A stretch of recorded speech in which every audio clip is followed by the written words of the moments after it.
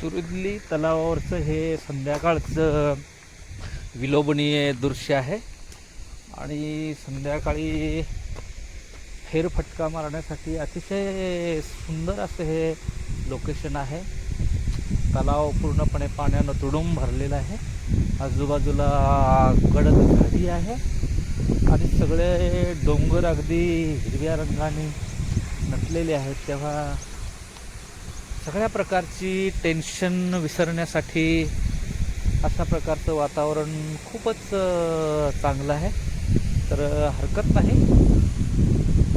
वेळ जेव्हा जेव्हा मिळेल तेव्हा तेव्हा या ठिकाणी येऊन निसर्गाचा आनंद घ्यायला तत्पर असलं पाहिजे आणि त्याच उद्देशानं मी इथं आलेलो आहे आणि छानच वेळ गेलेला आहे. सावन का पहला बादल इसका काजल बन जाए,